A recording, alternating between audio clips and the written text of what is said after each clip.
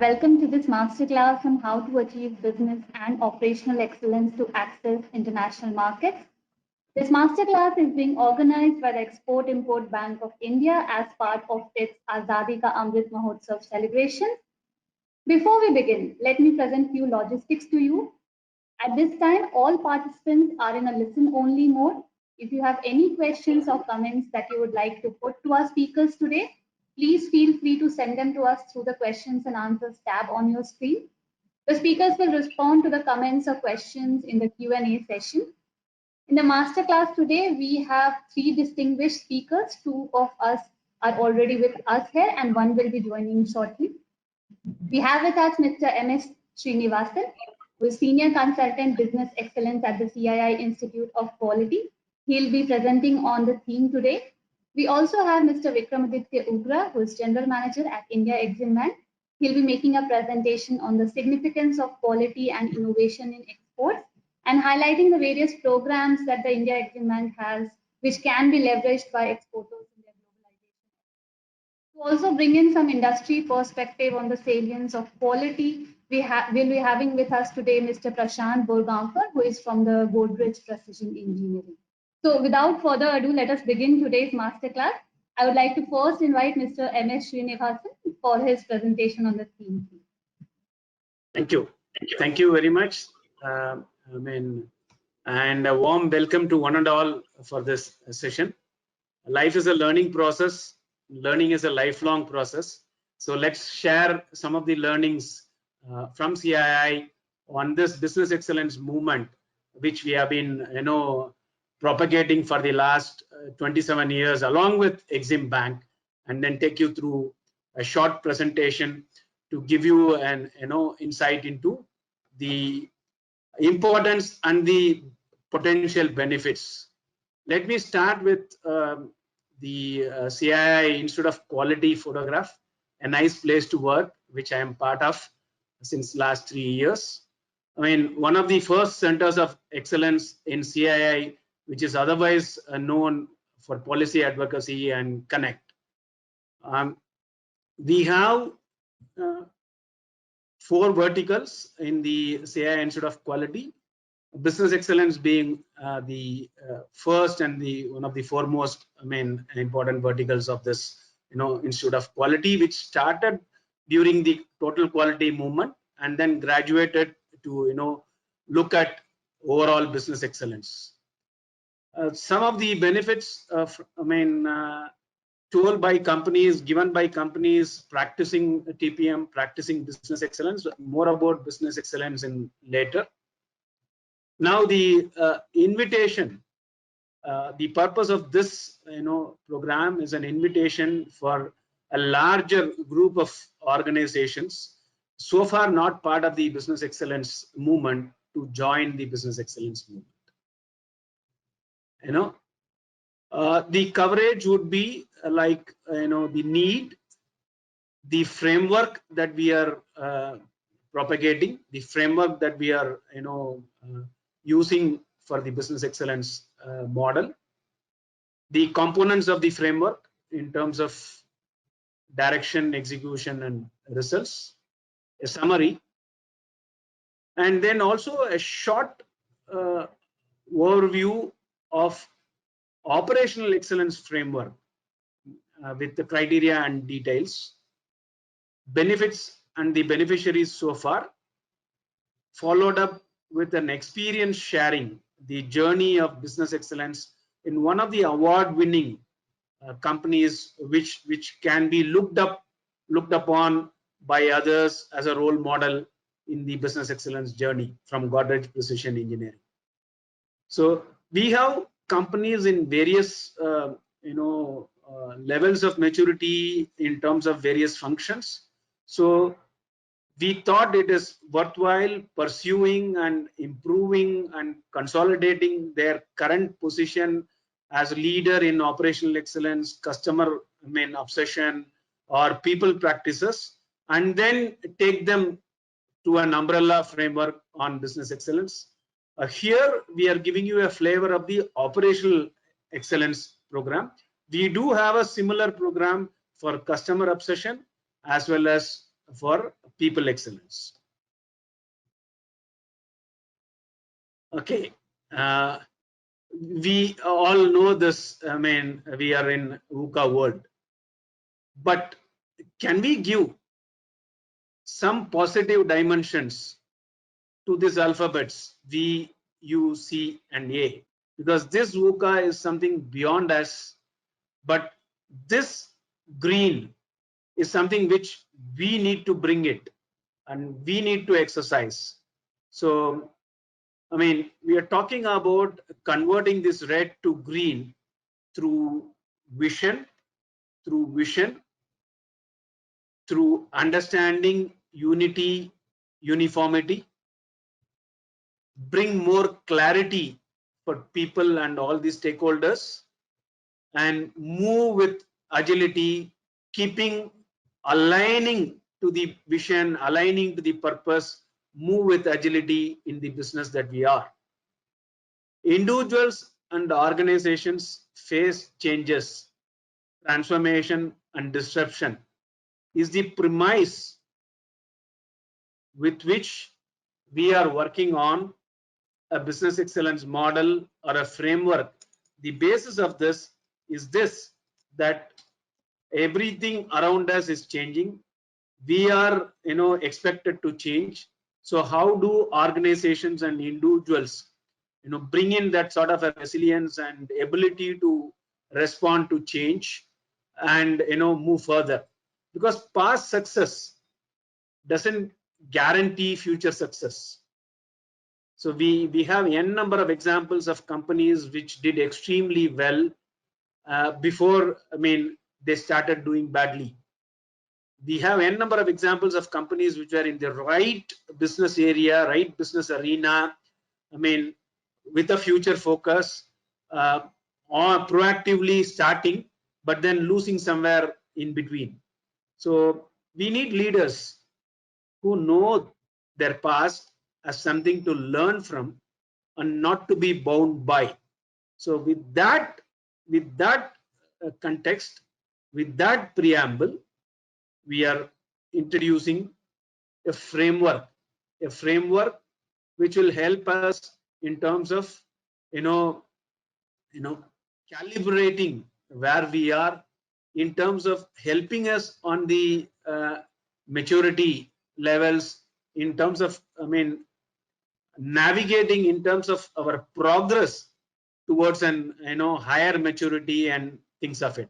So that is the framework that we are talking about to bring to existence in the form of an EFQM model. EFQM stands for, earlier it used to be elaborated as European Foundation for Quality Management. Now it is simple EFQM. See, it all started in the early 90s. Prior to that, if you recollect, there was a book called In Search of Excellence, which tried to depict the principles of successful companies during that time. But then after the book, it talked about some 8 principles of leading organizations, of successful organizations. And after that, there has been some, cases where some of the organizations could not sustain, they went bankrupt and so on and so forth. Then the dimension of, what is excellence, what needs to be covered, how do we work on a holistic model? Do we look only at the results? Do we look at the enablers? What is the relative weightages between them, and so on and so forth was the question. And the answers came in the form of three major frameworks or things. The Malcolm Baldrige National Quality Award, initiated in US. The Deming Award, the Deming model, the Deming 14 principles and the Deming model, which started from Japan. And the business excellence model from EFQM, which started from Europe. So there was an choice for CII to embrace one of them or get into all, which was coming out of coming progressing beyond ISO 9000, which started as an initial TQM movement in India. The think tank that time weighed the options and chose the EFQM model for its robustness to start with. And also at that point of time, the national, Malcolm Baldrige award license was not available to people from outside US. And the Deming was more operation focused, and uh, uh, so a holistic model. CII preferred, CII think tank narrowed and on EFQM, and since 1994 we have been working on this EFQM model. Incidentally, since 1994 we are collaborating, and we are working jointly with the Exim Bank on propagating this quality movement, business quality movement, improving business competitiveness in India Inc. So this is how the model physically shape looks. It addresses the major components of leadership in the form of direction, the component of management in the form of execution, and results and outcome. And it is positioned in a PDCA form with an iterative model or design thinking or whatever you call, in terms of close looping and flowing from direction to execution to results, and then confirming things and improving the aspects. And this is enveloped in a radar form. Radar is an acronym. Radar is an acronym for results, approach, deployment, assessment, and refinement.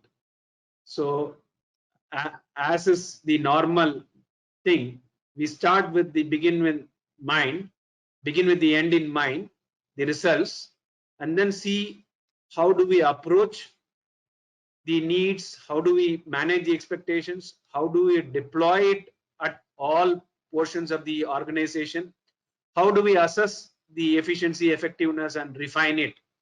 This is the PDCA cycle that we use for our EFQM model. See, why this model? Why business excellence? Why do we need one more tool or one more framework? We have quality management systems, we have ISO, we have OSHAs, we have so many other things. So why business excellence? And this question could come naturally to many of the organizations and many of the people in the organizations as to why do I get burdened with something else? Why do I need to work?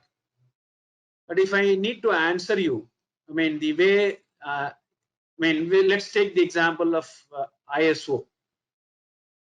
When ISO started, definitely it made a lot of impact on the organizations, and quality was a differentiating factor. Quality improvement was differentiating organizations from one another. Today, things have evolved much, to a higher platforms. Giving quality, reducing rejections is no longer a differentiating factor in organizations. It has become a hygiene factor. If you're not doing well, you are going to lose money, you are not going to lose customer, and it is going to hinder your progress. But the expectation of the customers and the expectation of the other stakeholders are so high that most of the organizations have improved their threshold levels leaps and bounds. The second aspect, if I look at it, is when ISO came in, you will recall, I don't know even now, probably There are departments within the organizations which say that it is not in the scope of the ISO. For example, finance used to say that we are not covered under the scope of ISO. So these procedures and other things currently are not applicable to finance. There were some exclusions. There were some choices. Whereas a framework on business excellence, is inclusive. Is inclusive. Doesn't mean not only all the departments from security to CEO, but also all the stakeholders and the ecosystem. A framework like this covers everybody, and it is comprehensive. It doesn't address one function, one parameter, one result. It doesn't address one portion. It addresses leadership, it addresses management, it addresses results, it addresses perception, it addresses performance, it addresses financial results, it addresses non-financial results, it addresses lead indicators, lag indicators, so on and so forth. It is quite comprehensive, complete program or complete framework, leaving nothing unturned. And it is not a tool-based approach. It is a company-wide movement, and it talks about sustainability. It doesn't talk about a short term alone. It doesn't talk about current period. It talks about achieving something over and above, over and over, year after year, achieving something with a solid base, with a sustainable, with an ability to sustain the results. And for this sustainability, it also talks about predictability. Okay, what is the levers of the business? What are the major points in the business which help the organization thrive, which help the organization survive and move to thrive? So this is a difference between a system where compliance is the primary focus, and yes or no, a guideline or a checklist to say yes or no and complied and then doing it, to looking at the maturity level progress. Every organization today, you name any organization which does not have ISO, name any organization which does not have performance management system. But in some organization, the performance management system could be used to have goal setting in appraisal in February with 11 months actual data, 12th month outlook, goal setting frozen in March, and the goals cascaded and work starts from April onwards for the current period. The performance reward also is given well ahead of the period, and in March itself people get letters or whatever it is. In another organization, the goal setting happens for the current period or frozen or is tweaked only in July for the period covering April to March. Both these organizations have systems in place.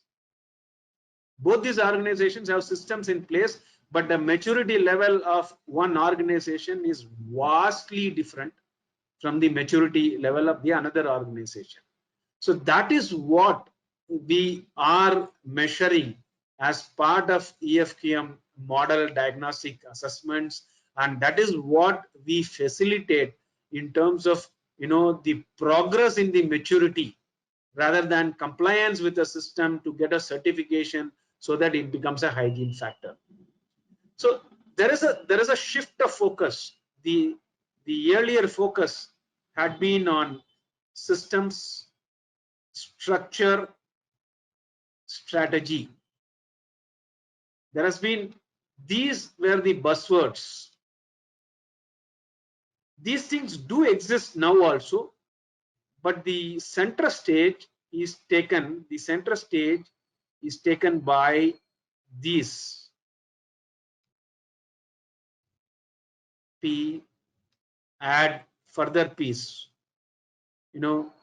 purpose, people, planet, profit, and so on and so forth.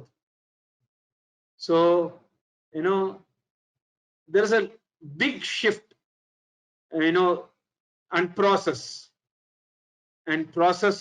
based approach and process approach, or uh, working on the process, defining, redefining, creating the process deliverable, and so on and so forth. A system could be a CIS system or a banking system or something which may give you norms, which may give you rules, which may give you things. Whereas a process gives you the reason why we do. A vendor development process essentially speaks out in the title itself that we need to develop a vendor. An employee development process, an employee onboarding process specifies the end objective, and we are moving from people in the organization to people are the organization. So there is a shift in focus. There is a shift in the way we look at people. Instead of looking at people as a resource, we are looking at people as an asset. So there is a shift in the way we are looking at things. So that is what the model tries to incorporate, and model tries to help organization to progress in the form of an upward spiral. You set something in the leadership, you follow through in the management, you get the desired results, you commit something more, you set a bigger agenda, you go up and you go on and you reach further heights. Working on an upward spiral with a loop of leadership, management, and results. There is a distinct element of leadership. Because it is a starting point, there is a huge emphasis or a bigger thrust on the management, because nothing works unless it is followed through. At the same time, we need a proper wall to lean our ladder, to keep our ladder on it so that we can climb it. So no amount of management success can compensate for leadership failure, but just having the vision, mission, and the purpose doesn't serve the organization. Strategy doesn't help the organization realizing the results. It has to be meticulously, relentlessly followed through in terms of execution.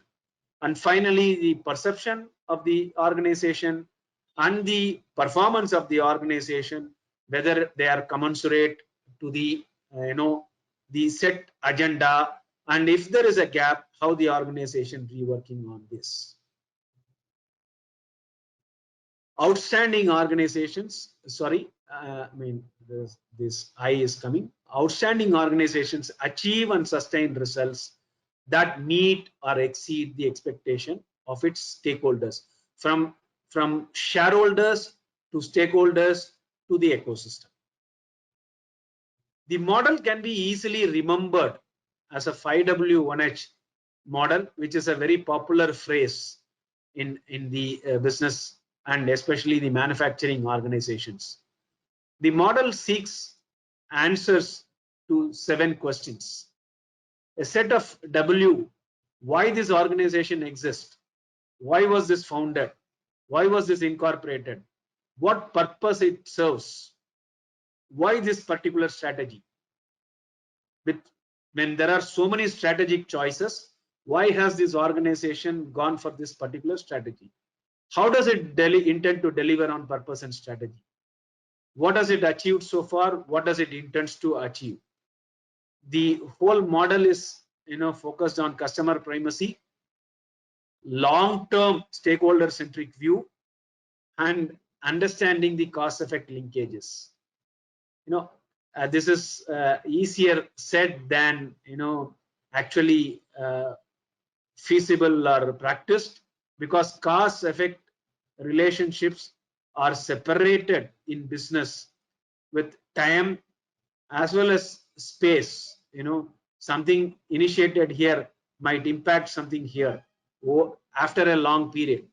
So cause-effect relationship in business, unlike a POCAIO, unlike a system lock in the ERP, unlike a system lock in the ERP or a Pokayoke in the shop, the business results, business cost effect relationships need larger understanding and business acumen to decipher, decode, and use that levers. That's what the model is seeking to, ask.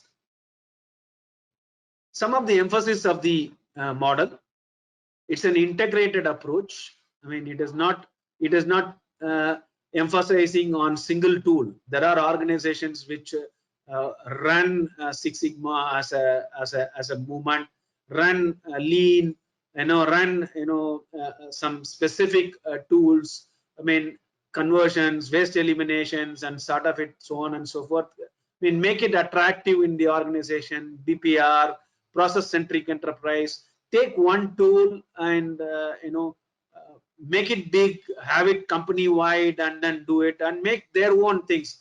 Like there are companies talking about companies top gear program, companies quality system, and so on and so forth, to give a set of attachment and things. Whereas this business excellence program is an integrated approach covering everything. It starts with the leadership, it starts with the direction, execution, and results, and it is there is a flow from the direction to execution, execution to results, results back to direction, assessment and refinement. So it's structured very properly in a closed loop, and it is also built layer by layer. In a first algebra, then a bit of trigonometry, then calculus, then again redefining things and sort of it. So it's an integrated, structured, coherently taken. You will appreciate the criteria when it falls in place as to how something is preceding something, how something is succeeding something, and beautifully, coherently, cogently built and a web weaved in the model. When you appreciate it, recognizes the ecosystem, urges the organizations to go beyond win-win, in the with the stakeholders, with people who are directly involved. Go beyond win-win and make a positive impact in the ecosystem. Recognize that we are part of a large ecosystem. We do not operate in a vacuum. We have a role, we have a responsibility towards the ecosystem. We are affected by the ecosystem, and we do acknowledge the ecosystem's readiness before our launches. We contribute to the ecosystem as a leader, and we go beyond win-win with people with whom we are transacting. The fundamental premise is individuals and organizations face change. So it is not only sufficient to live in the present and glorify and be happy about the past. We need actions for today. We need our foot firmly planted, still aim for the sky in the future. Aim for the stars, aim for the sky in the future. So there is tomorrow which is being run parallelly. There is an annual business plan, there is a transformation plan, strategic business plan, though the strategic cycles are shrinking. The change of perspective: why comes first before how, and bigger the why, easier the how. So why, how, what, the set of 7 questions: why this organization, to how it intends to deliver, to what it wants to achieve and what it has achieved. Recognizing the mega trends, the major challenges, be it additive manufacturing, to artificial intelligence, to changing behavioral patterns of the the customers, or the decision making criteria, build to last, to build to fail, to creating value, to creating valuation, and so on and so forth. What is happening in the business ecosystem? How are we reading them? How are we taking the impact of them to our business, and so on and so forth? And the circular loop, or the upward spiral that we call, in terms of the results, approach, deployment, assessment, and refinement. Some of the key threads: another major key thread is environment, social, and governance. Some of the key threads: culture. how is the organization steering culture, nurturing a culture? Leadership beyond designations, leaders at every level. Observable behavior, influencing behavior, taking people along at every level, even a temporary workman, a loader, unloader, can be a leader, can demonstrate leadership qualities. If he sees somebody not wearing a PPE, stop the operation, insist or report and help that operation being done in a proper way with proper safety things. Follow the norms and inspire other casual laborers to follow him. He's a leader at that level. The CXOs, CEOs definitely are leaders with large circle of influence, with large followership, but we recognize that we need leaders at every level. And how are we grooming? How is the culture helping people to come out? What is the focus of the organization? On transformation. While performance is, by and large focused, what is the focus on transformation? We have, it's a very pleasant fact and amazing fact that we have one model where companies like Infosys apply, Maruti applies, public sector IOCL applies, BHL, BEL applies, Yes Bank applies, and some other insurance company applies. So the model principles are same. How is the organization contextualizing it, understanding what is applicable to it, and approaching the model with the organization context and then moving ahead? And within the organization, how the organization is flexible in terms of its approaches towards the business goals, and then adapts and does a continuous assessment of the situation and refining things. A lot of focus on flexibility. And nowadays, with the power of ERP implementation long back decades ago, and so much of progress in this area, are we able to see a pattern emerging? Are we able to read pattern? Is our data sets visible? Is our intelligence helping us to predict, to correlate, to work on variance analysis, starting from a simple variance analysis to a scatter or an attribution to correlation to regression and so on and so forth? How are we using the data sets to predict with a degree of confidence the future and be prepared? Coming to the model in brief, a model overview in brief, the first of the element, the direction or the leadership, has 4 keywords: purpose, vision, strategy, culture. The first 3 are addressed in criteria 1, purpose, vision, strategy. The second in criteria 2, organization, culture, leadership. But each of these words are expanded and given strength. Purpose is expanded with an inspiring purpose. Vision is expanded as an aspirational vision. Strategy is focused on creating sustainable value. Culture is expanded to building a winning culture. Let us see how is this expansion happening. Talking about a larger purpose, if you interview CEOs, 95% of the CEOs would not say that making money is my purpose. Though making money is a means to do a purpose. The purpose is to develop, create jobs, create entrepreneurs, provide sustainable solution, make a difference in the mobility space. The purpose is broad, brief, impacting a larger society or a larger thing. I mean, it has a definitive thing. I mean, reduce risk, help you grow, you know, take, I mean, automating home automation, making life simpler, making life better, leveraging this power, so on and so forth.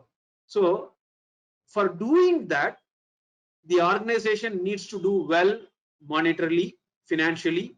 It needs to generate enough cash or have a good net worth or a balance sheet so that it can attract investments, attract stakeholders, and so on and so forth. It is a means. It is a means and not the end. So we all buy automobile. We fill fuel. The purpose of the automobile, buying the automobile, is not to fill fuel. But without fuel, we will not be able to travel. The purpose of buying an automobile is to travel a distance, but without fuel, we cannot travel a distance. That doesn't mean putting fuel is the only purpose for which we are buying this automobile. Similarly, without making money, we cannot realize our goals. But realizing money is not the only goal. It is a means. And higher the purpose, larger the purpose, bigger the purpose, easier the strategy, easier the how. We must have seen a sari clad lady winning the marathon without a Nike shoe or an Adidas shoe in the recent marathon in Maharashtra, because the purpose was to help her ailing husband. So nothing mattered, and the faculties expanded multiple times, and she bet all others who are professional marathon runners, I mean, with a huge margin.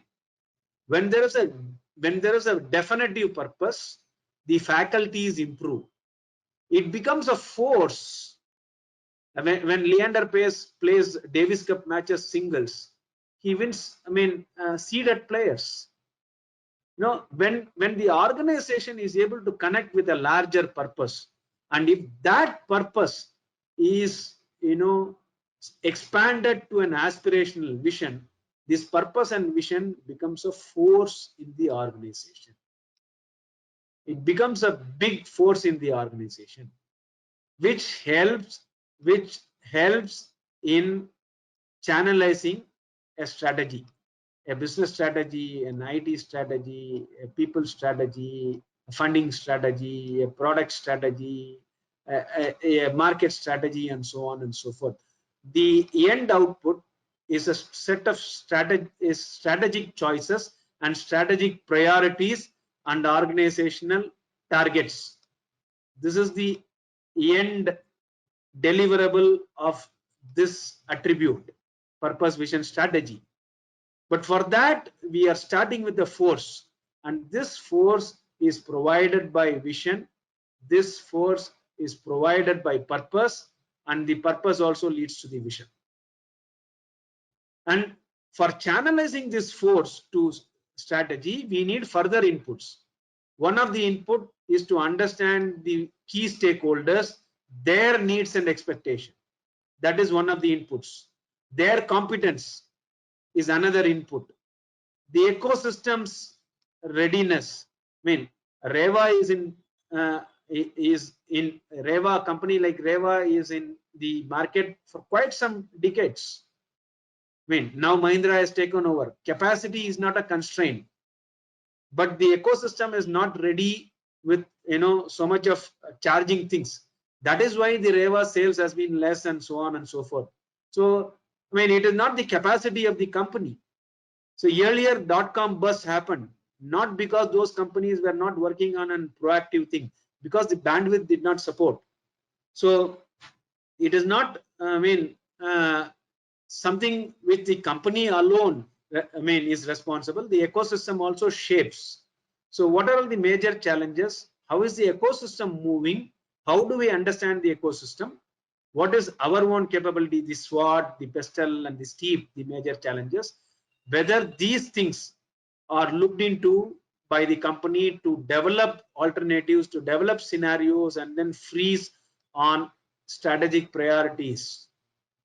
Whether that is translated to organizational goals. and whether that is reviewed in a governance and board, in a governance. And in this governance, what is the composition? Does the composition ensure that there is enough domain experience? We all know the Lehman Brothers. I mean, how many directors were connected with finance? How many directors were more than 75 years old? What is the apathy, indifference, or their ability to contribute? And we also know the Satyam and others. We also know n number of cases where large powers are vested with key management personnel, and those powers being used, misused, and so on and so forth. So the governance structure of the organization, the compliance, the business responsibility, sustainability things, the compliance to the statutory norms, beyond compliance. A compliance means so many independent directors. That is the statutory compliance, that is a systems audit. But how independent really are the independent directors is a maturity audit, is a maturity assessment. I'm sorry, not the audit. How independent are the independent directors? What is the agenda? Is there a transformation agenda in the board? Do they have the wherewithal to guide the the company? In short, is there a larger purpose to expand the faculties? Does the company have an antenna to understand the ecosystem, understand the stakeholders' needs, expectation? Does it involve the stakeholders in defining, shaping the purpose, in defining, shaping the vision, so that communication becomes redundant? Earlier there was thrust on communication. Now there is a thrust on engagement, involvement, and transparency, so that things are co-created and owned. Then we move on to the organization, culture, and leadership. Two dimensions. The first dimension is organization itself is a leader in the ecosystem that others need to look at it, look upon, and then emulate. Leaders in the organization at various levels, driving the organization, steering. The word is steer. Steering the organization culture, steering the organization culture with the steering wheel. So, I'll clarify. When we are talking about culture, we are talking beyond values. We are talking about the attitude people display towards each other, towards the stakeholders, towards the environment, towards the ecosystem. The renewables and so on and so forth. And then what is the belief? What is the diversity? What is the belief? What is the norms? What is the formal, informal rules and groups that display? So, it is said that you can have the best of the strategies, but you need an enabling, conducive culture to implement. You can have the best of the strategies because the strategy formation process, by and large, has high brains in boardrooms, and can even hire a brain from external consultants, and then make a big strategy document. You can have a batting coach, a head coach, assistant coach, and data analyst, and so on and so forth. And then you can see what is the conditions, where is the wind moving, what is the ball, Kokapura, or so on and so forth. You can read the analysis of the things. Finally, you will have to implement. But for that, the culture plays an important role. Strategy, culture eats strategy for breakfast, is a famous quote. So how is the culture enabling the organization to do that? Are people victims of culture? Are people taking responsibility to steer a culture? In my area of influence, am I specifying what culture I want to others to follow, and what culture I follow? Do I steer a culture? Be it coming to meeting on time, be it giving an report beyond 2 pages with an executive summary, be it seeking approval with alternatives and my suggestion, be it in adhering to things in letter and spirit, be it seeking, be it sending a mail, be it seeking a database, be it doing database decision making, be it propagating dignity, or things, open cabin, or an easy to access people, work life balance, and so on and so forth. What is that I want the organization to be known for? What is that I am propagating, and what is that I am putting in action? How does that help me in terms of reaching my vision? Does it help me reaching the vision? Do I have a psychometric profiling of the leadership? Does that profile resonates with the desired profile? How do I bring in people from in a lateral entry to see what is the culture fit, and so on and so forth? And how do I nurture the values? A set of values displayed in the prominent places is just not sufficient. Displayed in the local language, translation of the local language is just not sufficient. Before translating them into local languages, are they translated into observable behaviors? Are they translated into observable behaviors? Is there a common understanding of that value across the organization? These are all the things in the maturity level. Suppose, for example, I say nurturance itself is a value. Nurturance is an universal principle. All living organisms, things, plants, human need nurturance, need support to grow. So do I have a common definition in the organization saying nurturance means investing time and effort in helping self and others grow, so that anybody and everybody in the organization has the same definition? And can I follow it up with the do's and don'ts? Do's, catch people doing right, giving them more more responsibility, sharing information. Similarly, don'ts, hoarding information, stealing credit, agree in public, disagree in private, and so on and so forth. Is there that sort of a clarity? Is the organization giving importance to the values in the recruitment, in the appraisal, in the promotion? Does it have a value park? Does it have a value museum where people with values, demonstration of values are exhibited, and their deed is exhibited? Does it recognize value champions in the man of the month, performance of the quarter, and so on and so forth? And now you look at the beauty. After talking about some core things, purpose, vision, values, at least a core business strategy or path that it wants to pursue. How is the organization working on the conditions where there is some changes is required?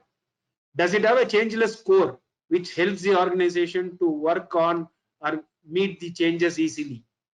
What is the learning from the previous changes? What is the tolerance to failure? What is the spirit of learning? No blame attitude. How does it work on innovation? While organizations are known for rules, procedures, standard operating things, rules of procedures, safety guidelines, and so on and so forth, is it known for nurturing innovation? Is there a scribbling pad in the IT? Is there a scribbling pad in the internet? Is there a physical pad near the canteen, near the CEO's room, where people can draw? Is there a compulsory thing in the performance management system that the people need to come out with 2 creative projects every period? How is it? How is the creativity taken to innovation? What is the value chain? How is the value chain nurtured? How is the value chain of idea generation, idea conversion, idea diffusion supported? Is there outside in view? Is there networking to have unbiased views? Is the organization networking? Is the organization reaching out? Is the organization conducting sufficient tools and techniques for people to work on the right brain? Does it work on all the aspects of the innovation? Because innovation per se has an organization wide impact. Idea into implementation into success is innovation. And how is the steering team or the leadership team engaging constantly with the priority stakeholders so that they get the support in achieving the purpose vision strategy. Alignment, I mean organization level alignment, because this is a very important word. If you look at people, personal level, we expect trustworthiness. Interpersonal level, we expect trust. Managerial level, we expect empowerment. Organization level, we expect alignment. Is the entire organization aligned with purpose, vision, culture, strategy, and so on? Are there, I mean, enough climate to nurture, to help growth? Are there investment in growth? Is the ethics, integrity, and the value, norms, principles displayed and demonstrated in letter and spirit? Not only in letter and spirit. How is the level of experimentation? What is the learning from the changes? How is the culture and engagement driving things in the organization? And moving ahead, I mean, the execution portion, best of the strategies are prepared. How do we really execute? How do we deliver the ball in the right areas? I mean, keeping 3 slips and 2 gullies and putting a ball on the stems or on the leg, gets it flicked or leg by 4 is an issue with many of the things.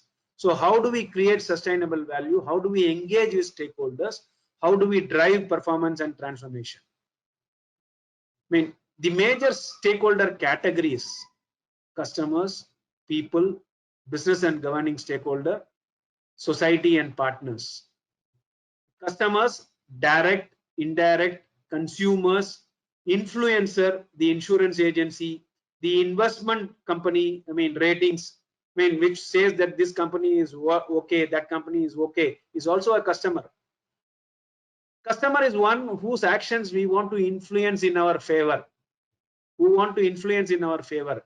There is a separate category, new category, which is called prosumer, who works with the company in terms of designing the product, co-creating the product.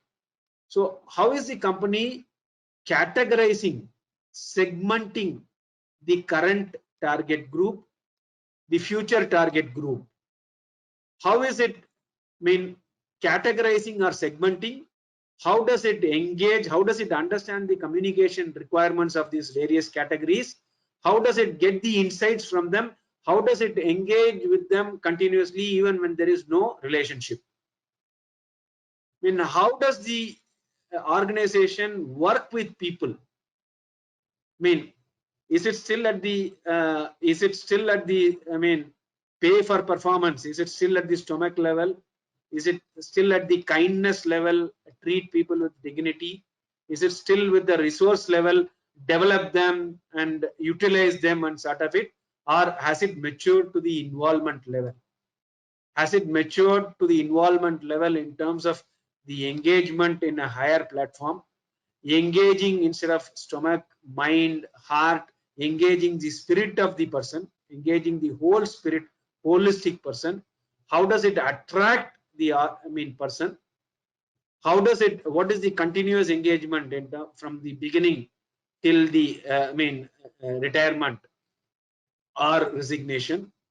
Connect, development, multiple levels of engagement, exposure, development in terms of training and development, non-training development, being part of a larger group, exposure to a different level, being part of a cross-function team, being a secretary to a leadership team. How does it work on, not exit interviews, stay interviews? How is the reward recognition? I mean, is there a criteria for remuneration? Is the company working on a Hay score?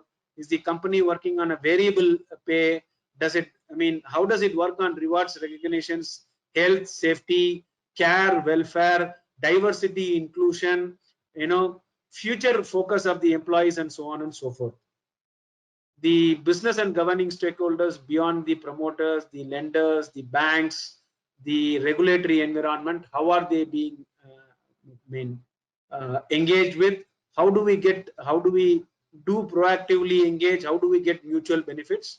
How is the organization engaging with the society? Is the society being part of the development agenda, in creating the development agenda? How is the company working on the partners, strategic partners to commodity vendors, segmentation and distinct approaches to deal with distinct people? Right from customers in relationships at all level, current and future needs of the people, empowerment, creating passion, owner, shareholder, investor, lender, looking at a larger group and being transparent and accountable, building relationship, establishing communication channel, again segmentation. How is the actual value proposition design? Value proposition in the form of products, service or solutions. In the form of that, how is the value proposition designed? Whatever segmentation the company has done in terms of understanding the customers, a distinct customer segment requires a distinct value proposition. By value proposition, I am referring to the totality of features, quality, attributes and other aspects, distinguishable aspects of the organization's offering. If this is the numerator, the price and the lead time is the denominator. The totality of features, attributes, quality and other aspects for which the customer is willing to pay and willing to wait. How is it designed? How does the company understand the customer's pain points, gain points, experience requirements? Does it design based on circular economy principles? Does it design with minimum environment impact? Does it design with minimum health, safety, environment, issues?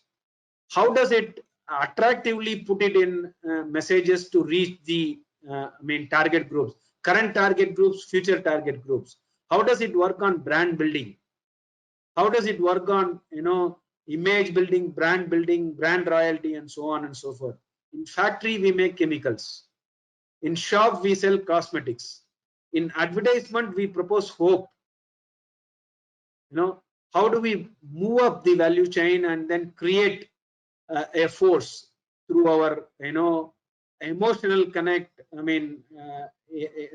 engineering connect, beyond engineering connect and emotional connect? How do we deliver the value, efficiency and effectiveness of the value chain? Lean, Six Sigma, quality first, all other aspects. The efficiency in terms of resource utilization, effectiveness in terms of the results achievement.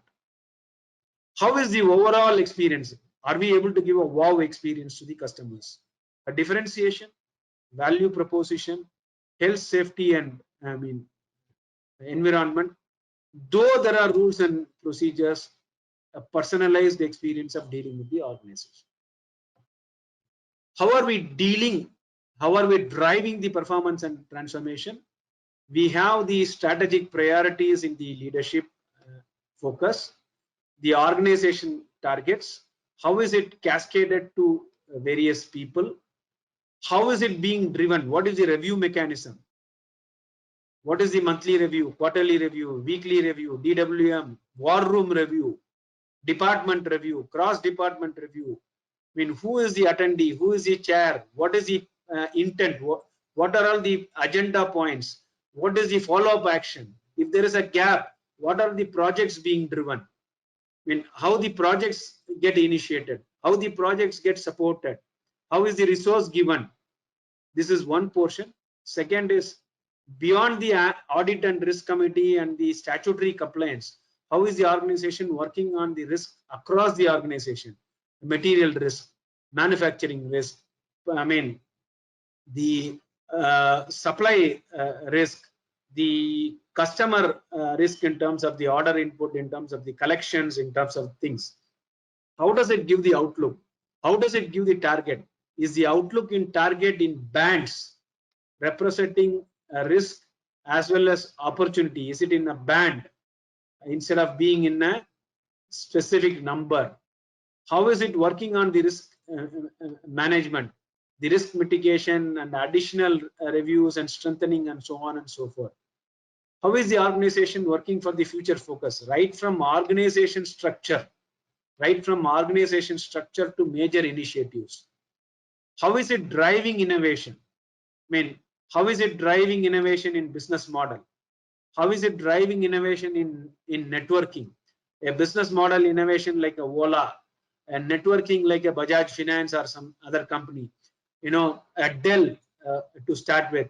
You have core businesses like Toyota. I mean, enabling businesses like Google. I mean, enabling things, things. And you have a core product like thing like Intel or sort of it. You have a product platform like SAP. You have an supply chain like FedEx. You have a branding like Virgin Airlines. You have a marketplace and a system integration like an Amazon or a large web-based system integrator things. And finally, experience like a British Airways first class or a BMW experience. How various places you are driving things. How are you getting a logical progression of data to information to knowledge for decision making?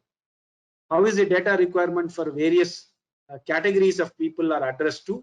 How is the organization working on assets and resources, physical asset, financial asset, capital asset, working capital asset, debtors, debtors, inventory and creditors, and so on and so forth. And for all these things, what is the perception of the customers? What is the perception of people, the governing stakeholders? And does the perception parameters include transparency? Do they include culture?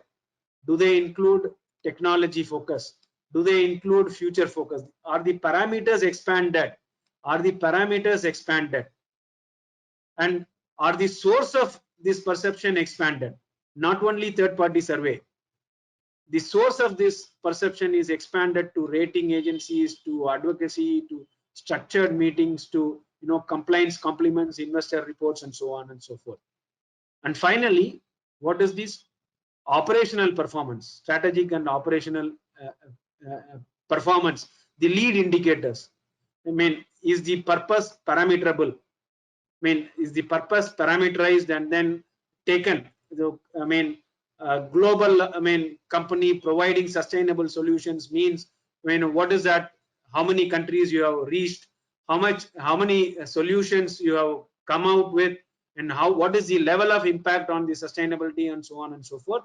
And the environment capital, human capital, intellectual capital, relationship capital, and so on and so forth. The leading indicators which gives the perception in terms of on-time delivery, in terms of quality, and so on and so forth. The financial performance, the economic value add, the financial performance in terms of, vanity, sanity, and reality. Top line, bottom line, and cash, and the corresponding ratios, be it, current ratios, liquidity ratios, turnover ratios, or profitability ratios, contextualizing to the current company level, and all the energy conservation, permanent productivity, power and fuel, travel, other expenses and things of it, and the data sets and prediction. This model is quite comprehensive, built on design thinking. More than an assessment tool, it helps organization transform, cope up with disruption, progress on creating sustainable value, and possible things in the whole movement. That is the model. It's a short time of an hour to cover such a big model. We do a 3-day, 5-day workshop. Nevertheless, I have made an attempt to give you the complete overview of the model. We'll take a small pause. A typical business excellence implementation plan varies from company to company, depending upon the current level of maturity. I'll take a small pause. take a deep breath. Do a bit of stretching wherever you are seated.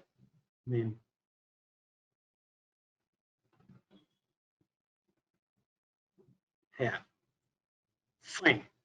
And I'll give you a small overview of one of the excellent paths that we pursue in terms of operational excellence for largely for manufacturing organizations as a prelude, as an path to reach the business excellence.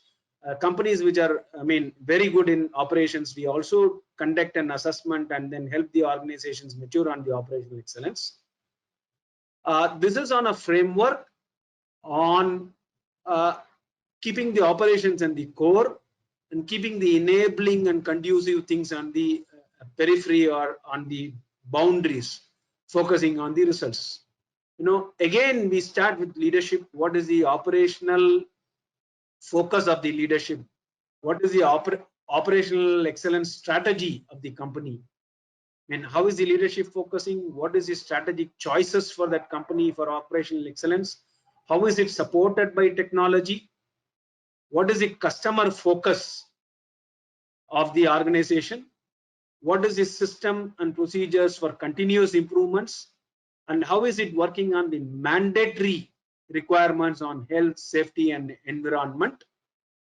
And a deep dive, followed by a deep dive into the manufacturing in terms of systems, in terms of waste identification, planned elimination, in terms of the efficiency and effectiveness in the manufacturing, the mapping, the identification of improvement areas, and so on and so forth, the manpower productivity, the machine utilization, machine productivity, and so on and so forth.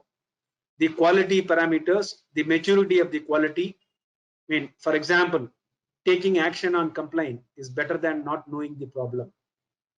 Inspecting the product is better than delivering a defect. Inspecting the process is better than inspecting the product.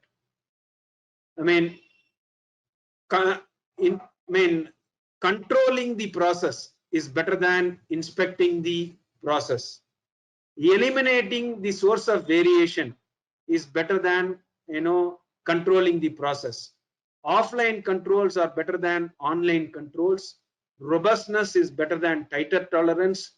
Truly understanding the customer requirements is better than guessing. So what is the quality progress in the organization? Does it work on improvements? Does it have a strong quality plan? Does it have a strong quality control? Then does it work on a quality improvement? Does it have a budget? Does it have a budget adherence? Then does it work on a cost reduction? That is the simile that we use. What is the maintenance? How is it? Is the breakdown reduced? If the breakdown is reduced, is nil? Is the inspection time reduced? If the inspection time is reduced, also, can we move from preventive maintenance to maintenance prevention? How is the resource utilized? How is the percentage of what is the percentage of natural resources in focus? The green building, green thing. What is the supply chain progress, supply chain effectiveness?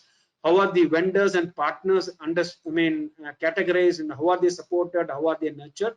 This is a total framework in terms of the operational excellence that we work on. Okay, this is the total framework that we work on, the operational excellence.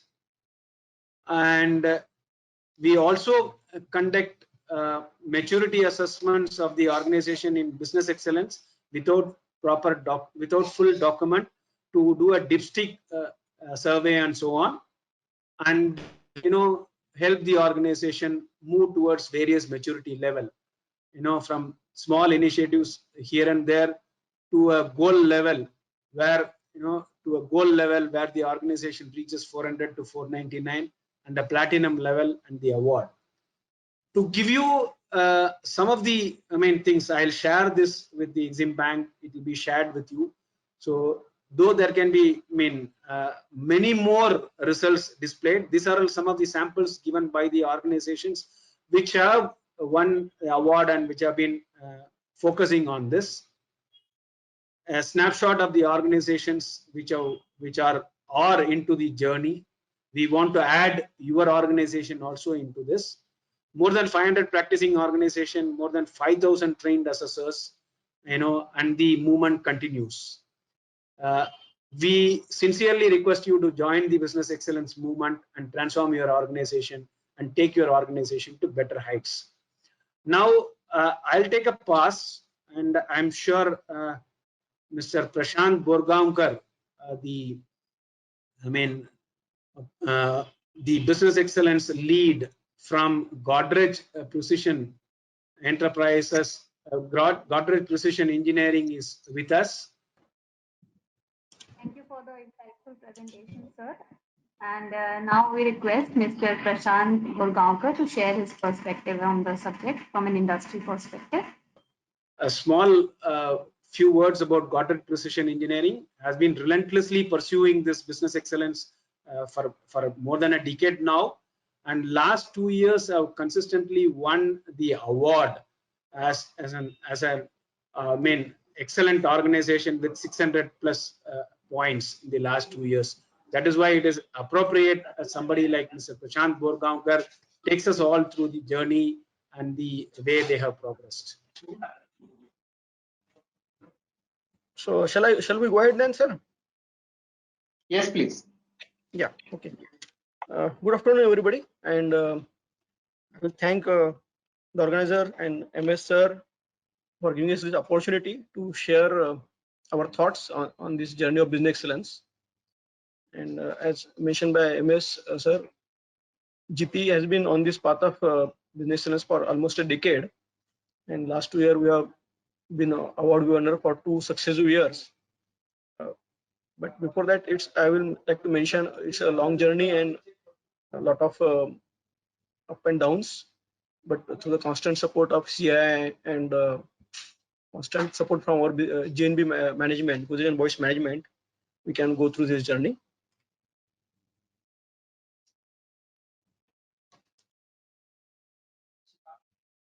As a context, I will just like to say that we are the youngest division of technology-driven multi-product Godrej Voice company. We are Godrej Precision Engineering. Earlier used to manufacture machine tools, so many of us may be knowing as a Godrej machine tool division. But almost 20 years or more than that, we shifted to this Godrej Precision Engineering work.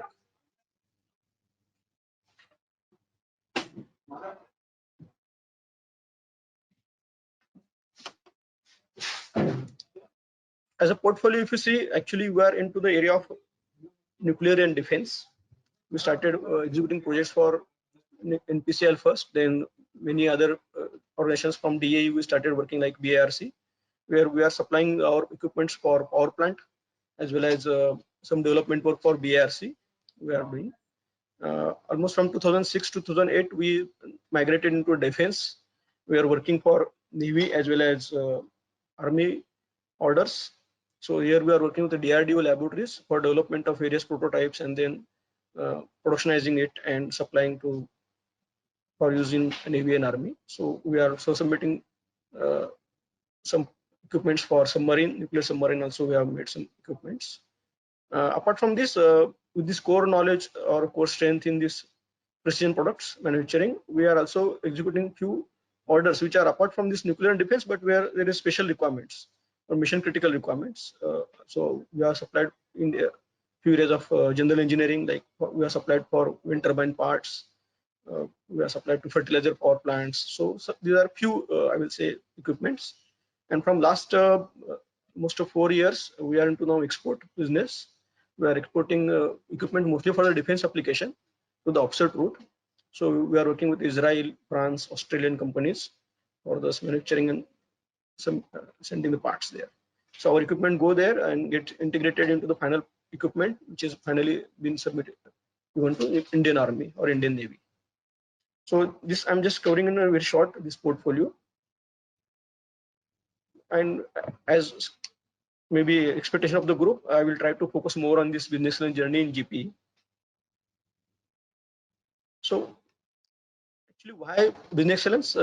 This question I will say is more at a GNB level, around a decade back in 2000, maybe 10 or 11, that as a GNB level, most of our business units, GNB business units started working on the business excellence initiative, which is triggered by our top management. The main thing was to be an outstanding organization. So driving on the path of outstanding organization, getting insights, and then having a strategic framework for setting direction, identifying and refining work practices to fulfill and meet the stakeholders' needs and expectation, linking approaches with relevant measures for continuing the improvements, aligning our activities to make us ready future. And most importantly, we all see through our own glasses, our own eyes.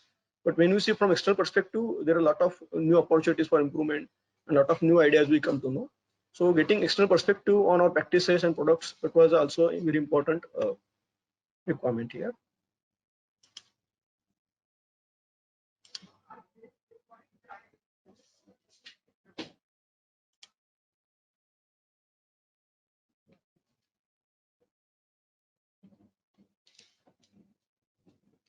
So when we started this journey a decade back, there was actually a very strong foundation for IMS. So I will say having IMS in place was a very good stepping stone, because most of the processes and documents are being formalized and available. So what we did is we initially identified the gaps between the our working area and what are the specific criteria of business excellence. And I will say almost we added 60 to 70 new processes in our IMS based on the business excellence requirement or criteria requirements.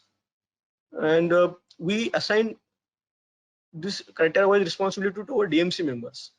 DMC is our divisional management committee, which is comprising of our business head as well as the top functional heads in our company, in our division. So we assign those responsibilities sub-criteria wise. And as we progressed, we got a lot of inputs from the various assessment in initial phase. We put those into focus areas. We have done prioritization for opportunities for improvement and utilize that for improvement further. So this was actually a very important stage which we have taken.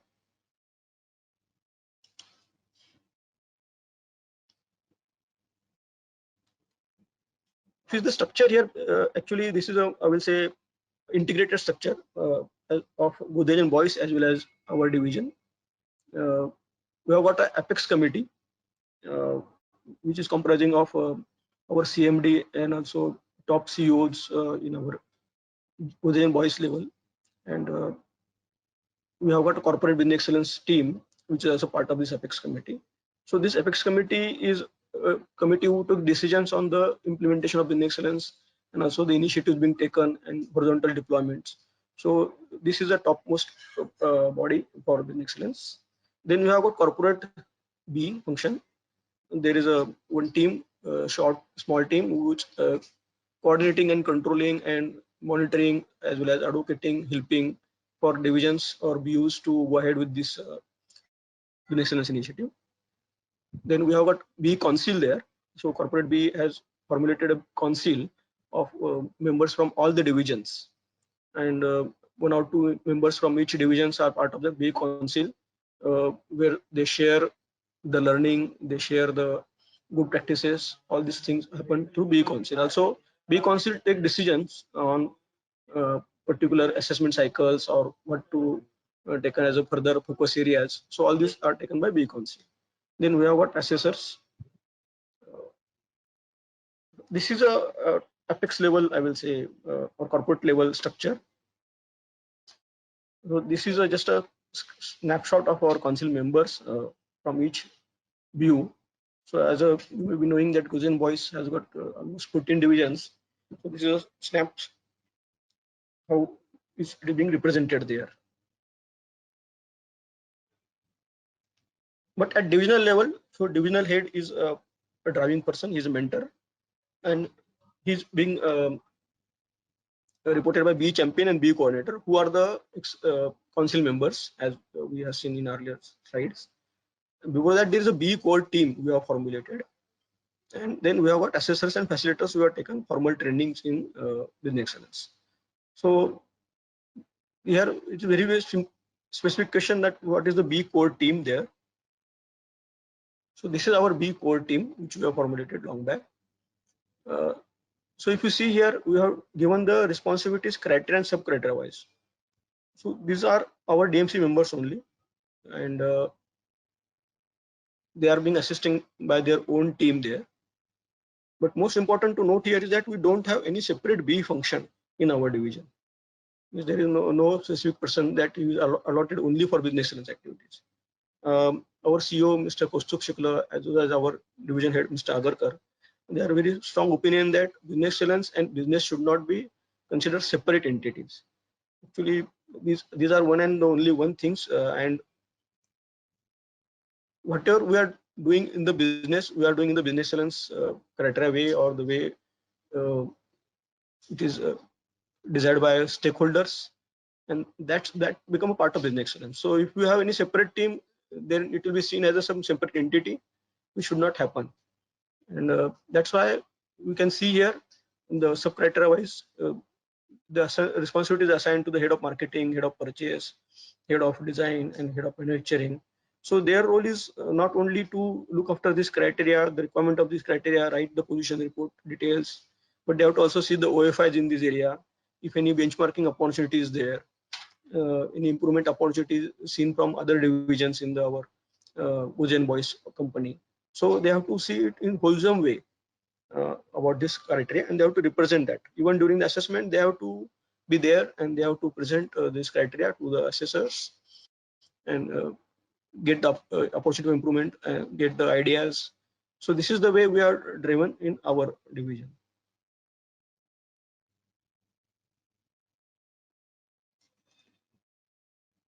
For doing this in totality, actually, we have got mechanisms at various levels. As we discussed earlier, Apex committee meeting, it happens once in 2 months, and that is a more direction setting of a part. In B Council meeting happens monthly, where all the members meet from all divisions, and we share practices, common issues, we share the progresses and what can be done further. Then at division level, we have got DMC meetings, that is a B core group meeting, that is again monthly, where division head and B champion share the progress and the further action plan for this year. So this is the way it's being driven in the division. Training is very important to start with, because in our case, all our DMC members, that is dual committee members, they have taken the training as assessors, and they also participated in external internal assessment. External assessment is through CI for various other organizations, and internal assessment is for our other divisions.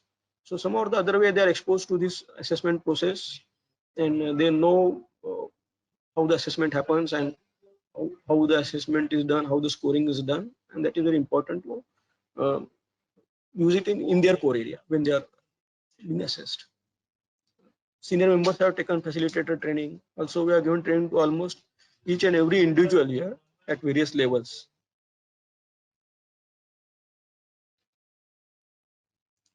We have taken training from CI.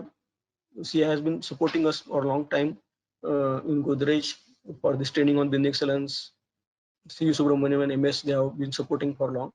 Then training from our corporate business excellence. We have this knowledge sharing sessions in B Council and Council meeting. We have got colloquiums being conducted by our corporate B, where a particular subject is explained by a subject matter expert.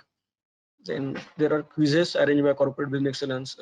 Every, I will say, 2 to 3 weeks, there is a quiz called Ganwani. There are interdivision assessments and CA assessment as another factor.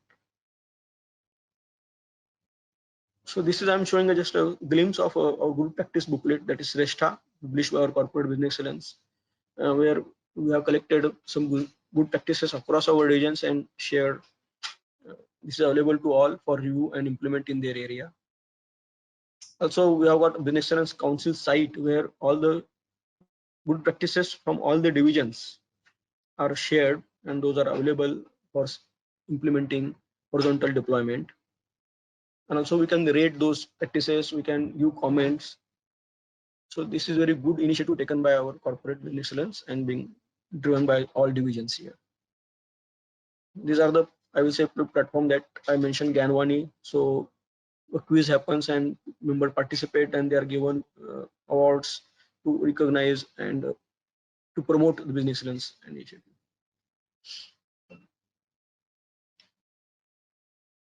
So how we are using B as a tool to respond to our organizational needs? Because as I mentioned, we are into specific business of nuclear and defense, and there are many challenges in the business. Challenges in terms of quality assurance, challenge in terms of production. Most of our products are first time right, so challenges in terms of design and technology implementation, and so many challenges are there, and there was a need that we should have a tool to use as a streamlining for our activities and to meet our stakeholders' needs and expectation. So as you may have seen now in earlier presentation given by MS sir about the various criteria there in business excellence. So it's very important that we use this tool in the particular method. Uh, so first is direction setting, setting our purpose, vision, values. So I'll come one by one there.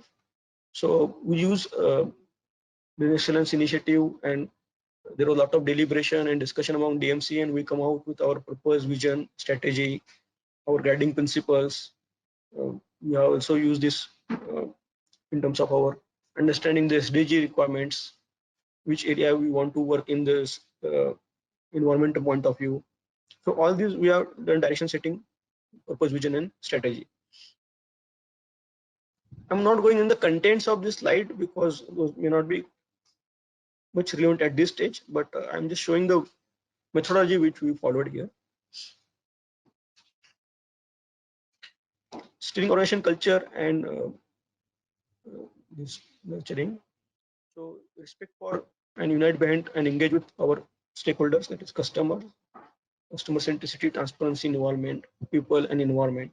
So all these initiatives we took under our EMS or under our Grenco or MSG initiative, we try to integrate together under business excellence and under IMS umbrella to see that we get good results and meets the need expectation of our stakeholders.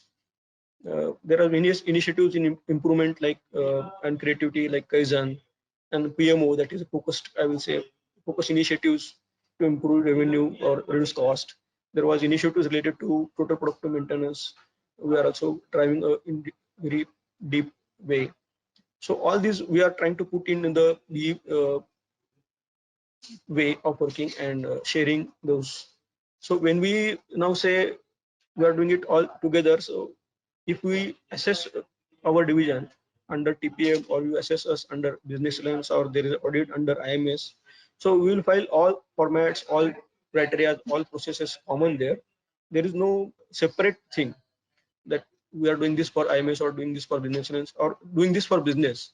That is also not there. So whatever we are doing for business, it is common and it's available under business excellence umbrella in each initiative. So we have taken this target to be organization of choice for our customers, employees. So there are many cases like we have a repeat orders in almost 100% cases, good customer feedback, good rating by customers in most of the parameters against our competitors. From employee point of view, we have very lowest attrition rate among GNB, and also very good score under the Let's Talk survey, that is a survey mechanism which we follow. Also very good relationship with our partners. We are ensuring their involvement, improvement, and we complement in their work areas. So we're trying to get feedback on all of them under business excellence. So that is also one area of challenge, I will say. When we started initially the surveys and we started taking surveys from our employees and customers and suppliers, they were initially reluctant or they were not very clear what we are going to do with this. But when we showed them, when we over a decade, when we went there again and again and we showed them the improvement action taken based on their feedback, there was a lot of confidence building and they were happy to give their feedback, and I will say this is the way the maturity was improved over the time. Probably we can see the final results and then leave the rest for the questions. I mean, see how it has totally impacted the organization and keep balance things for question answers answering, so that we can save some time. Thank you. Yeah. I would now invite Mr. Vikram So under business excellence, we also went through various tools like having a value proposition mapping tool. Use that tool in detail and done mapping for all our customer segments and come out with value proposition. There was a lot of I will say changes during this process, that what we thought and what actually was we found when we did the value proposition. Also, what value creation approaches are needed for implementing this value proposition. So all these were part of the business excellence initiative, and this is being horizontally deployed while making our strategy processes. And even when we present to our top management, we use this data and shared them this data.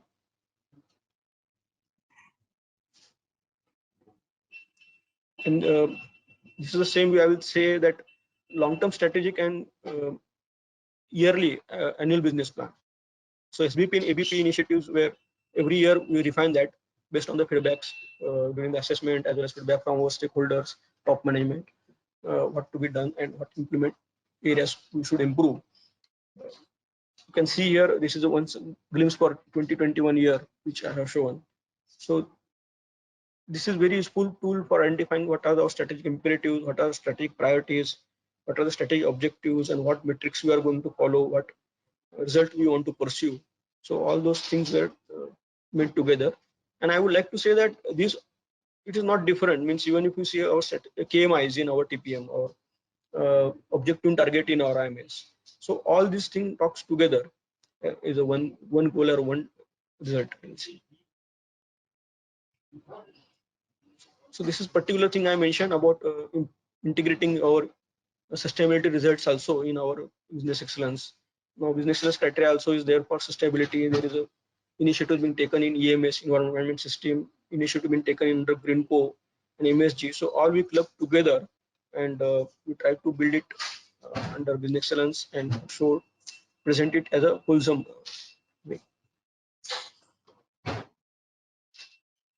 This was the result actually in 2015 we won silver rating in GreenCo, and again we won platinum rating in 2018. So we are the only campus, only division in our Equally campus to achieve this platinum rating. Our other divisions also have got, but they are situated in Shirwal and Mohali. In all this, they have also got this platinum rating. So we focus, given a lot of importance on employability training under our program called DISHA. We trained people. So this is something which we, I will say, identified as an initiative under business excellence, that what we should do for our stakeholders, what is their needs. So when we discussed, many of our partners failed or customers failed, and even peer organizations were saying that we are lack of skilled laborers, and we come out with this idea of Disha initiative, which is actually driven by our corporate, GNB corporate, but every division is participating from their own skill point of view.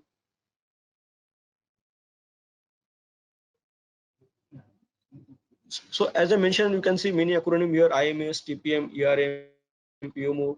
So all those we try to put under business excellence umbrella, and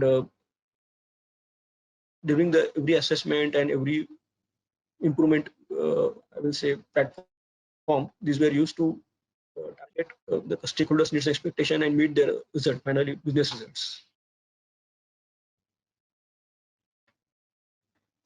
This is the linkage of all these initiatives with our final result part. The 7 important sustaining results we see: results related to strategy, related to financials, key stakeholder expectations. So there is a strong linkage among each and every initiative you take.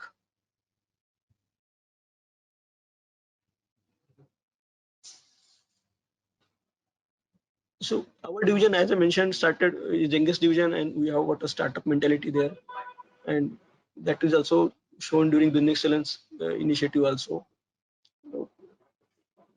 We have come out with very simple and I will say unique ways of improving, implementing creativity, implementing innovation. Because since we are developing many products first time, there was always a need of new technologies. There was need of changing processes. We have come out with several first in the country under this nuclear and defense programs.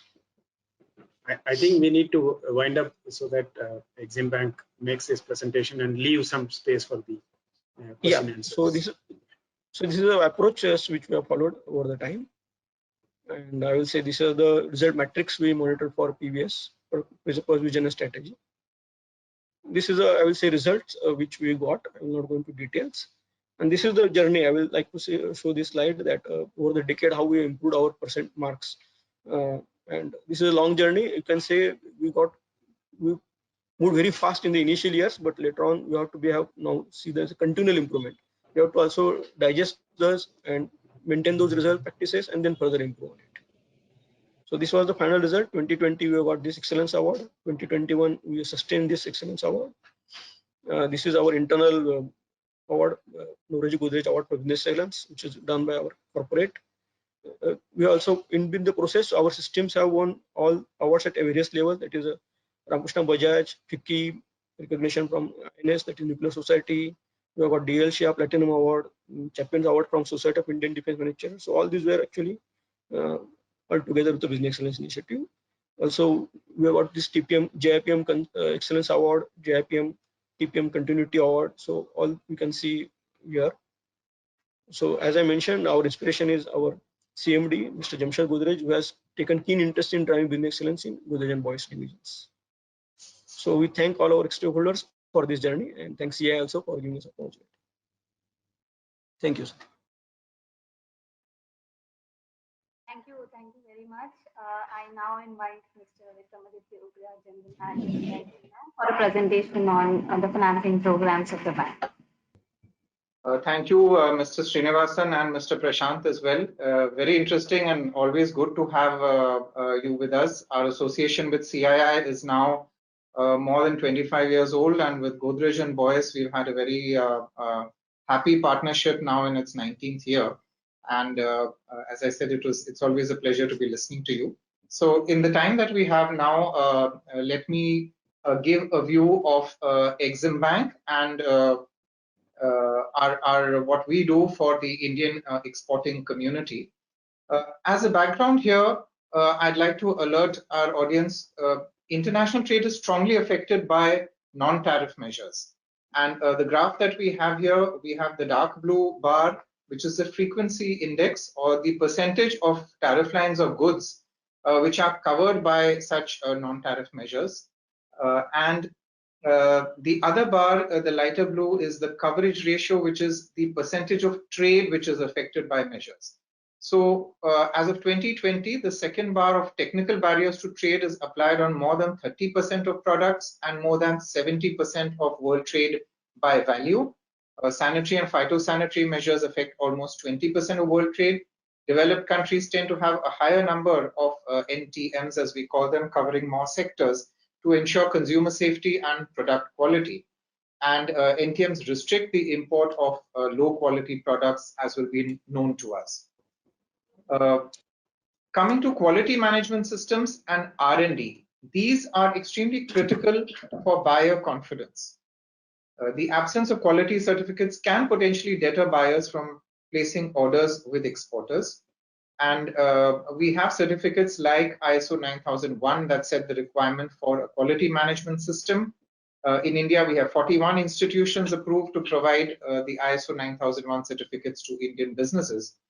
But only 32,236 companies in India have this certification, and compare that with 324,000 enterprises in China. So we are 1/10 of what is there in China, the ISO 9001 registered organizations.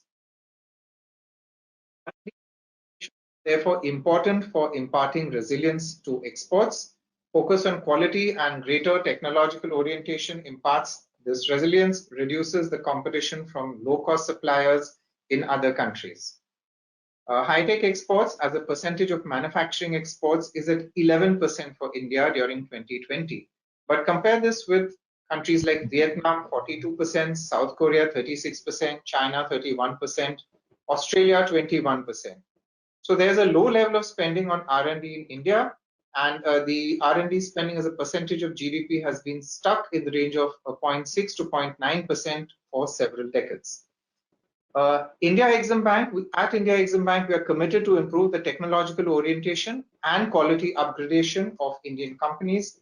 And we do this through a number of ways, which I will now talk about. So a background on our bank: we were set up in 1981 by an act of parliament, started operations in 1982, and we've completed 40 years this year in 2022, something that we're proud about. We remain 100% owned by the government of India. We perform a role in policy formulation and also export project selection under the economic diplomacy moves of the Indian government. We have international investment grade ratings at par with the sovereign. Our policy business is either guaranteed or insured by the sovereign. We have a strong regulatory capital position, and we have access to multiple sources of funds, both onshore and offshore. A bit on the size of our bank. So the first pie that we see there is our loan book at 117,619 crores as on 31st March. Our guarantee book or non-funded portfolio is in the region of 15,000 crore rupees as of 31st March. The loans are dominated by export finance to the extent of 80% and followed by term loans to Indian exporters at 12%, overseas investment finance 3%. The guarantees are dominated by performance guarantees 49% and advance payment guarantees at 28%, followed by the others. I'll get into a bit of detail on our major financing programs. This is our flagship program, Lines of Credit. It's a proactive mechanism to share India's development experience with partner countries. We extend and operate these LOCs, as we like to call them, on behalf of the Government of India. And we also extend some LOCs on our own on commercial terms. The loans outstanding under this portfolio are today $6.6 billion US. It's experienced a compounded annual growth rate of 12.74% over the last 10 years and is today 41% of the bank's total loan portfolio, creating socio-economic impact in partner countries across an array of diverse sectors. And as of last March 31, we had 310 LOCs covering 66 countries and credit commitments of $31.96 billion. So this gives an idea of how this is going to grow and shape up in the years to come. Region-wise commitments, 53% in Asia, followed by 39% in Africa. Not surprising because this portfolio caters to developmental projects in less developed countries. They also cover a wide variety of contracts. So we have connectivity projects, which take up 36%, followed by power, 27%, agriculture, 13%, and manufacturing and industrial projects at 11%. Here are some samples of the projects that we are proud to have financed. Proud not just as India Exim Bank, but proud as India for the country. So on the left, a transmission line project in Nepal. On the right, a social housing project in Mauritius. This slide on the left, a 15 million line to the Kenyan government for development of SMEs. And on the right side, an LOC to Tanzania for rehabilitation and expansion of a water transmission system, which caters to over 7 lakh people in their capital, Dar es Salaam. Another product we have for supporting India's project exports and long-term financing terms is buyer's credit under the National Export Insurance Account. So this is a lending program which is guaranteed by the NEIA Trust, which has been set up by the Ministry of Commerce and Industries in the Indian government, and it provides for credit risk insurance cover to our bank to lend to overseas sovereigns or overseas parastatal agencies. And similarly, we have a region-wise and sector-wise breakup here: West Africa 54%, South Asia 25%, and Southern Africa 15%. Whereas in the sectors, it's again led by power, transmission, and distribution, both at 30%, followed by roads and railways, each at 15%, water supply, sanitation, and irrigation at 14%. So we have sanctioned over $3 billion of loans for 34 projects across 16 countries till date. This initiative is about a decade old by now. The outstanding as of last March, $1.5 billion. And the government of India has infused 1,650 crore rupees to the NAIA Trust to support project exports going up to 33,000 crore rupees at full capacity utilization. Again, here some success stories for us. A water supply and drainage board in Sri Lanka was given a credit facility for an integrated water supply project. On the right, transmission lines in Mauritania.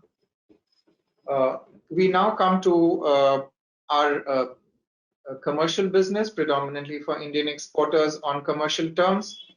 We ended the last financial year with 129 loan sanctions, loans and guarantees worth over 30,000 crore rupees.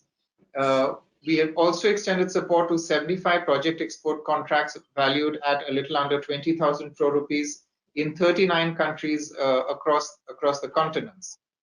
Under overseas investment finance, till date, we are proud to have financed over 650 ventures set up by 483 companies in 78 countries. And the finance that we have given is in excess of 63,000 crore rupees. Lending programs for export-oriented units is it's a program which we receive a lot of inquiries and a lot of demand from our clients. So these are companies in the manufacturing sector and also those in the services sector having foreign exchange earnings. And these are loans given for, if I could say, domestic projects of externally oriented companies. And the purpose of financing can include expansion, modernization, upgradation, or diversification of their existing units, or for setting up a new unit also. So some examples here: Bharat Aluminium Company at Korba, Chhattisgarh, Tamil Nadu Newsprint and Paper Limited for its mill expansion.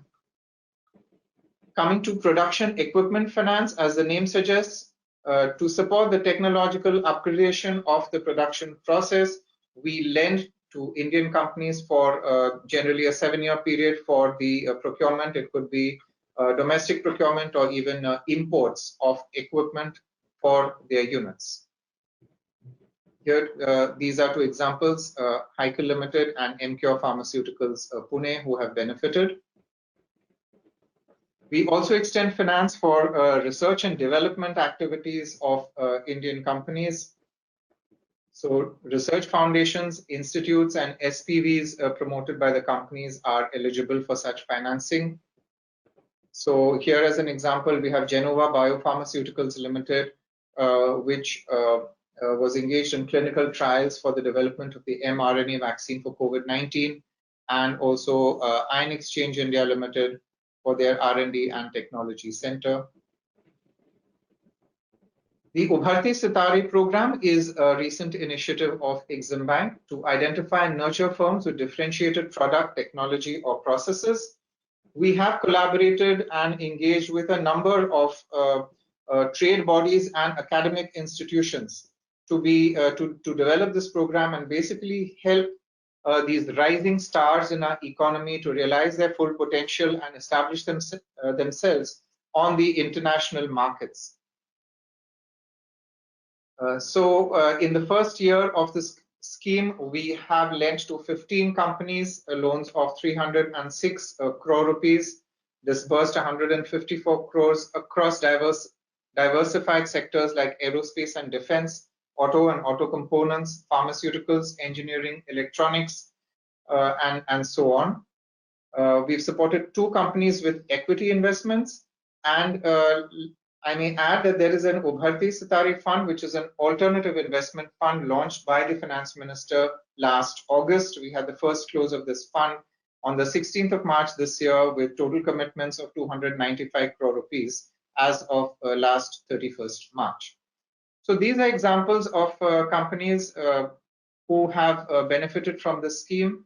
And as I said, since it's a recent initiative, we are really looking forward to these companies undertaking a paradigm shift in the levels of their business. Exim Bank has an active research and analysis desk, which is constantly engaged in research studies. These could be with a sectoral focus, with a country or region focus, topics of relevance to trade, and also export strategies for individual states. We are seeing Uttar Pradesh as the most recent example, but we've done similar studies for several states in the last 5 to 7 years. So these are some of our prominent publications being released. Indian sports good industry and exports from Uttar Pradesh were together released in August by the Finance Minister of India, and the study on India-Japan trade relations released by the Secretary External Relations in the Ministry of External Affairs. We have been undertaking consultancy assignments for other institutions. So we have done a pre-feasibility study for setting up a Commonwealth Trade and Development Bank, or a capacity building program for Ghana Exim Bank. The Malaysian Exim Bank has also been set up maybe 25 or more years ago with our help. And we have strong institutional linkages with trade and trade bodies and Exim banks or financial development financial institutions around the world, which we can harness during any requirement of the Indian exporting community.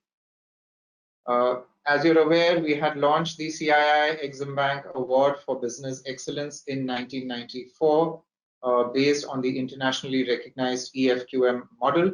And this participation in the award program benefits organizations in a number of ways. It's a fairly rigorous model, but we would really encourage those of you listening in today, it would give a very good internal benchmark as well to your companies to be focusing on your excellence processes, business excellence. And yes, why not? If you can apply for the award and even win, that would be really the ultimate compliment that would hold you in good stead for a long time to come. We conduct outreach programs, seminars, knowledge dissemination, stakeholder discussion. It's part of our promotional role. So here are such instances of programs which we have organized and participated in very high-profile events. We have a grassroots initiative and development program along with marketing advisory services. So we try to help smaller firms who do not have the wherewithal to market their products. We try to help them with getting export orders using our institutional linkages around the world, and we also sponsor their stalls in very famous international trade fairs from which they get further orders from export customers as well. A new initiative we launched, the Trade Assistance Program, which we call TAP. So the objective is to enhance trade between the countries by exploring new markets and increase the confidence of counterparties in settlement of trade transactions. So we are here providing risk coverage for challenging trade transactions, and we are enabling overseas banks in target countries in establishing working partnerships with a large number of commercial banks in India.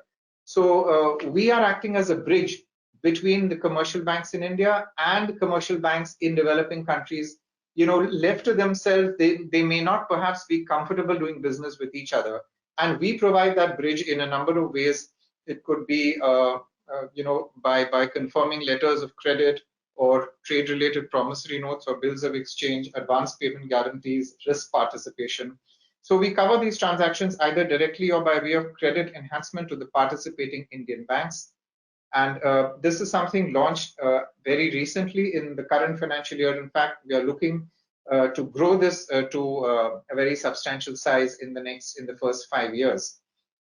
If you would be interested in more information on this, you may write an email to tap at eximbankindia.in. We'll be happy to engage with you on this. Another new initiative is factoring. The factoring market has been small in India and it's not really kicked off, but we are setting up a distinct factoring desk within our office currently to encourage more companies to use this route for their trade transactions. So Thank you so much. This was it from Exim's side. Thank you for your attention. And we will welcome any queries that you may have on email. ccg@eximbankindia.in would be a centralized mail to write to. And we will then sort of direct your queries to the concerned team within the bank. Ended with a thank you note. Thank you everyone for participating in this masterclass today. As Sir mentioned, if you have any more questions that occur to you over the course of today or tomorrow, anytime, please share them with us on the email ID ccg@eximbankindia.in. And we will also be forwarding today's presentations to all the participants. Thank you once again, and we look forward to hosting more such masterclasses and to your participation in them. Thank you. Thank you very much. Thank you, Exim Bank. Thank you, Godrej Precision, Prashant, for joining us. And thanks to all the participants. Look forward to interacting with you and facilitate, be a partner in your business excellence journey. Thank you. Thank you, one and all.